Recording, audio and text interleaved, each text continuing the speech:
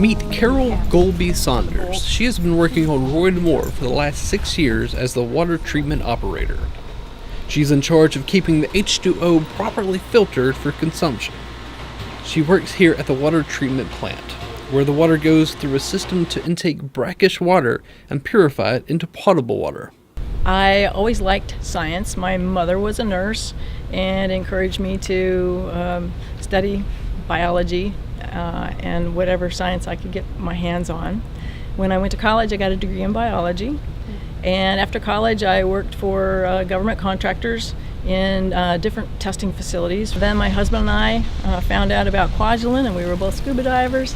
So we said that it's time to move here. And water treatment was a job that fit into what I like to do.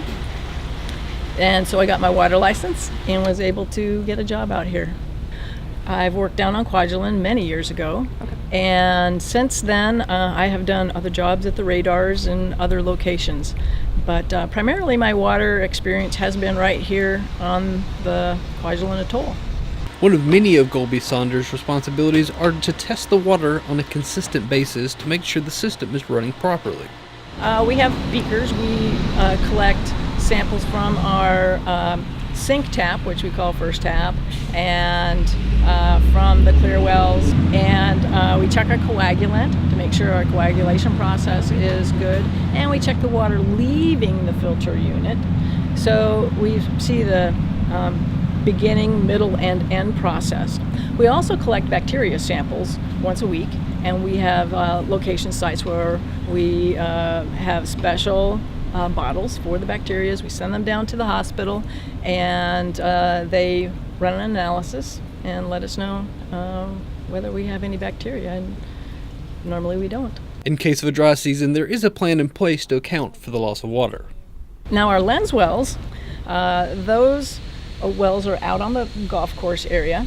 They're a shallow well. The fresh water from rain floats through the ground, and it settles on top of the brackish salt water, and we can pull that lens well water out. We also have the capability of sending our catchment water to the lens wells to replenish them with fresh water. And that gives us a bit of a cushion so that in the dry season we can use that water to run through the reverse osmosis system or through our trimites until the solids get to be a little bit difficult to treat. And then we definitely move over to the reverse osmosis system. And we check chlorides on those every time that we run the wells, and also once a week all year round. As far as conservation goes, if you see a leaky faucet, dripping anywhere, the toilet, even though it's a saltwater toilet up here on Roy, if the toilet's running, call in a service order. Also, when you brush your teeth, wet the toothbrush, brush your teeth, spit it out, rinse with a little bit of water, but don't let the water run. Same way with shaving for men. Don't let that water run all the time. Minimize the amount of time you spend in the shower. Take showers rather than baths, and try not to leave your garden hose on for too long. We asked if she had any advice for possible future scientists looking to get into the field. Of course, on the top. Think beyond the box, as the saying goes. Look at other jobs besides just teaching or nursing or being a doctor. There's a lot of cool things if you go on some of the government websites and look to see what's out there. For example, I found out about working in government labs where I tested oil and soil, and that opened my mind to all kinds of new equipment and testing methods, standard methods. We worked in a lab, and we analyzed the parts that came in. We would cut up the parts and check the metal alloy content of those parts and make sure that the suppliers were providing us with the proper ASTM specifications. And if they weren't right, we would reject them and they would have to remake their parts. So there's lots of industrial opportunities out there. There's all kinds of possibilities out there for young men and women who are looking for something different. I like my job because I get to be outside, I get to be inside. I've always enjoyed messing with chemistry type things, so it's a perfect job for me. Recently, 6 competitive swimmers from the atoll were on Kwaj with Coach Sarah Stepchew training for the next big race. I think swimming really offers a lot of benefits. You can do it till you're 100, and it's one of the best exercises you can do. That's an all-body exercise, and I find that it's a good way to reduce stress. For myself personally, and I think it's a really good way to get exercise, and you're really competing against yourself, which I think for the kids is really a good thing. Is we try to make it that, yeah, you're trying to win the race, but you're really just trying to get better yourself, and it can be both a team sport and an individual sport. The team agreed the best part about competing was the opportunity to represent their country. It's always an honor representing your home country, and I love seeing everybody and how happy they are when we arrive from a swim meet, because it makes me feel happy that they are happy they've chosen to represent their country. And I like how they follow us up and ask how our swims are, and they care about us, so it makes me feel like I should keep swimming. While getting the opportunity to represent their country is fun, it also comes with some intense training to prepare for the race ahead. Usually an hour and a half in the morning, the afternoon or the evening, and we usually swim in the morning, sometimes at the beach or sometimes at the family pool. Ideally, like 8 practices a week is what we would aim for. Whether or not we get that is not always the case, but it's to me, it's the more time you're in the water, the more practice you have for your race is where you're going to do your best. When we have people like Colleen and Annie sort of head up the little bit older swimmers that kind of rally the troops a little bit, and when we're away at these competitions, we all eat together. Like every meal is together as a team, and we try to have powwows during the dinner time or some of the meal times, just to talk a little bit about how we did or what to expect. And then when we're at the competitions, we're all sitting together in the team areas, so it is a good bonding. They do cheer each other on, and it's a nice group. We asked the team what they would say to any swimmers thinking about swimming competitively. I think I would probably tell them that anything is possible. Swimming is super, super hard. We all know it. The training is difficult.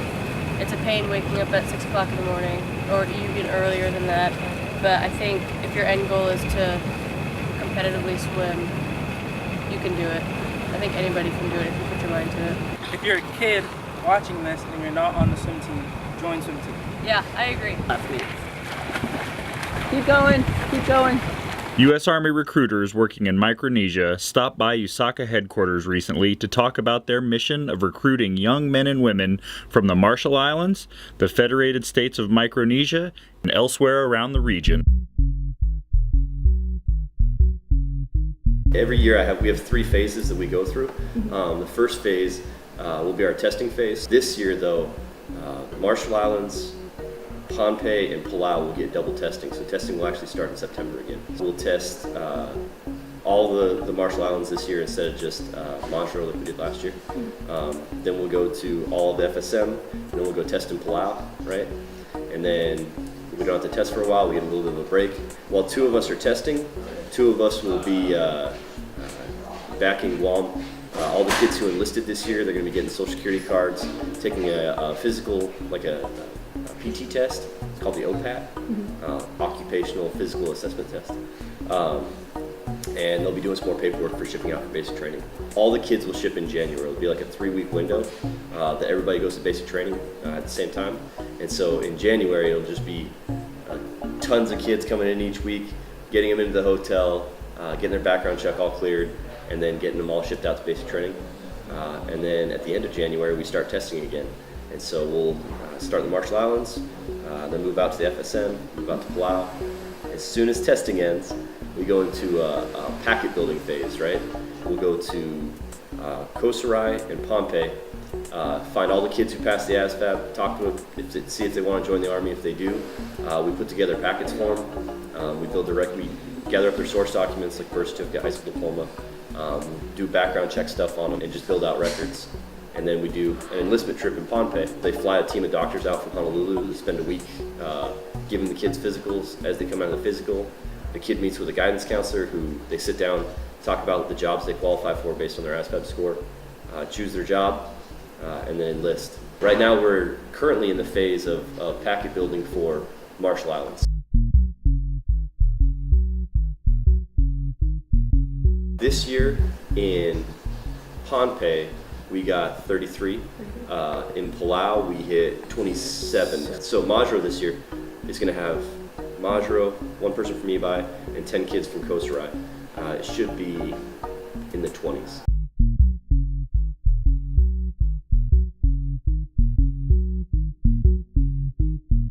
Like we said, especially for us, is it's home. It's when we help out these recruits or these kids that come in, we tell them from our experience, like we know the struggle how it is to live out here on the island, especially for him living in Ibai.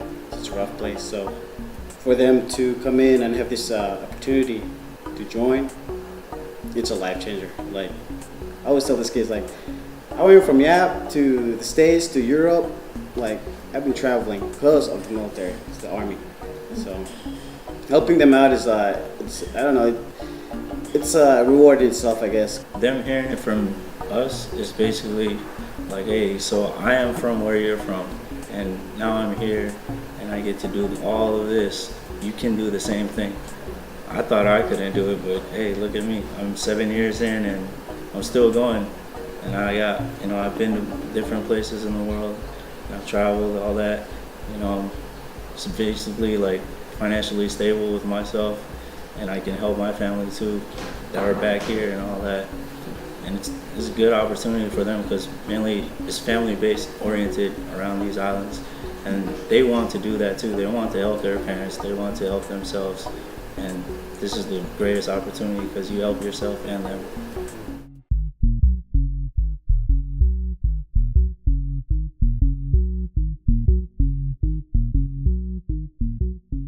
I'd say the biggest challenge is communication. So when we come out to the islands, we get a certain amount of time in each place, right? So we're about to go to Majuro, and we've got 5 days in Majuro to get any kid who wants to join the Army processed, packets prepped, ready to go. We reach less than half of the kids that pass because it's so hard to get a solid phone number, or to, if you hit them up on Facebook, maybe they don't have internet or they're in one of the outer islands. The biggest challenge is getting a hold of the kids that want to join, or making ourselves available to contact with them. So we use Facebook for almost everything, and we tell everybody, like, hey, if you want to reach one of us, if you have a question at any point throughout the year, hit us up on our Facebooks. We check them every day. As far as advice for if you want to join, if they want to pass the ASVAB, there's a lot of kids struggling to pass the ASVAB. The number one way to do better is to read more. So like if you read every single day, just your context clues and stuff like that, like you get a lot better at understanding what you're going over. And even the math sections on the ASVAB, it's going to be a word problem. Like it might be a simple math problem, but it's written out in a sentence, and so that's what throws a lot of people. If they have questions, like try to get a hold of us, and because what happens is they'll ask other people, and other people give them their opinions on how it works, or the Army is this and that, and they get the wrong information. Because the Army, the regulation and stuff is always changing. So if they have a question about a certain thing or interested, don't be shy. Just come and talk to us. And like we said, we're from the islands, and he's pretty much Islander too now. So Yes.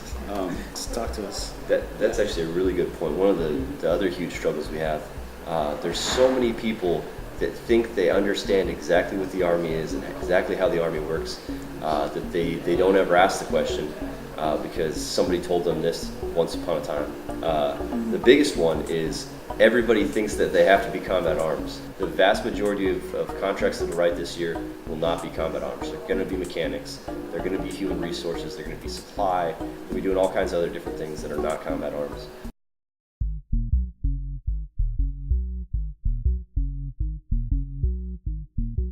So for me, it was, I had plans all the way through high school. There was an internship that I was applying for. The apprenticeship I went to apply for, usually they picked up 30 people every year. They picked up 0 that year, and they picked up 0 the year after. So I was talking to one of the guys who sits on the board that actually selects people, and he's like, if you really want to get in, he's like, do a couple years in the Army and you can transfer straight across. And so I joined the Army with the intention of doing 3 years, getting out and going to the electrical apprenticeship like I originally wanted to. But once I got in, I fell in love with it. By the end of my first contract, I was an E5 and I stayed in and just kind of stuck with it. So I joined because I didn't want my parents to, pay for college and all that. So it's basically for college money and stability financially for me, so I don't have to depend on them coming from EY and traveling too. So I've been to different countries while in the Army. So.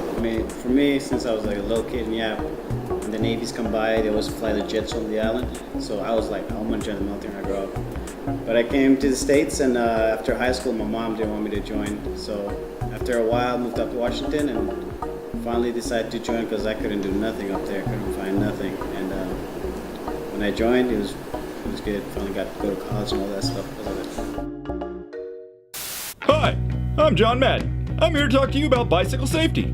This is a road.